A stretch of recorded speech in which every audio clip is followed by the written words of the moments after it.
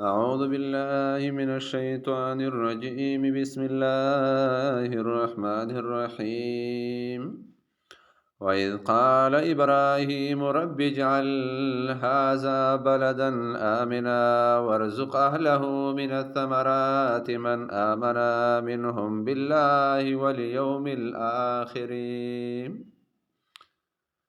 سورة بقرة شروع دین الله رب عزت دعاګانې د ابراهیم علیه السلام ذکر کوي چې الله رب عزت د توحید د مرکز د فاره بنیاد داګدي. نو الله رب عزت نه دعا غواړي چې یا الله د امن والا ښار او ګرځي زکه کلی او علاقه او ملک امن نه نو هغه په شان د غیر آباد باندې نو امن بهترین چیز دی. نو ابراهیم علیه السلام د هغې دپاره دعا کوي.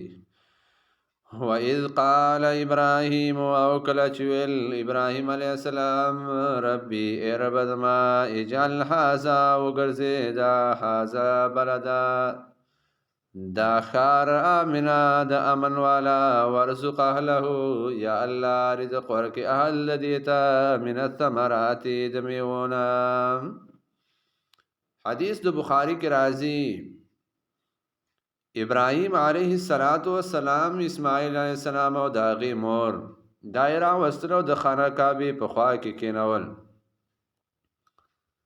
او بیا ترېنه روان شو. اسماعیل علیه السلام مور ورپسې شوه او ورته ویل چېرته ځې او موږ دلته کې پرېږدې دا خو داسې ځای دی چې دې کې نه د الفت والا او د مینې محبت والا څوک شته او نه د ژوند تېرولو څه اسباب شته.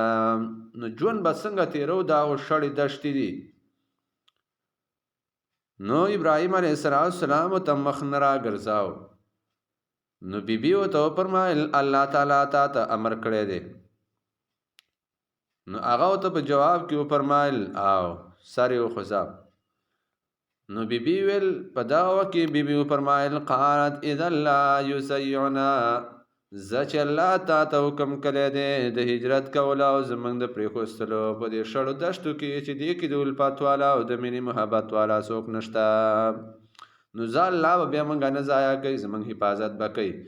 الله به د هر څه اسباب برابر کړي. نو الله هغې ته اشاره کوي چې ورزق اهله. الله ابراهیم علیه السلام دعا کوي یا الله ورکې رزق او خوراکونه اهله اهل دې ته من الثمرات د میوجاتونه من آمنا هغه څوک چې ایمان راوړی منهم د دې نه بالله په الله باندې والیوم الاخر او په ورځ د آخرت باندې قال نو ویل الله ومن کفر او چا چې کفر کړی فامتعه نو پیدې به ورکو موږ هغې ته قلیلا لږې. نو دا یوازې نعمتونه خاص په دې پورې او رزق خاص په دې مسلمانانو پورې نه بلکې کافر ته هم پیدا ملاویږي. کافر باندې نعمتونه د الله شته دنیا کې. الله ورته فرمایي ثم اضطروا ببرکا ګمنګ دې لرا الی عذاب النار عذاب د اور ته وبئس المصیر او ډېر بد ځای د واپس دی. وَإِذْ يَرْفَعُ إِبْرَاهِيمُ الْقَوَاعِدَ وَكَلَ چې پورته کړو ابراهیم علیه السلام تادون لرا من البیت د بیت الله و اسماعیل او اسماعیل علیه السلام ربنا ای رب زمنګا تقبل منا یا الله قبول کې زمنګا نه انک انت السمیع العلیم یا الله تاوریدونکې العلیم او پوهه ذاتي. ګورئ معارف القرآن کې مفتی شفیع رحمه الله ذکر کوي ربنا تقبل منا لاندې چې په دې کې خپل نیک عمل باندې برواسه او قناعت نه کولو باندې ترغیب دی چې خپل عمل باندې برواسه دانه کې ځکه عمل دی دا وکړو نو دې کې بیم ته محتاج قبولیت ته چې الله به قبول کې او کو قبول بنشي.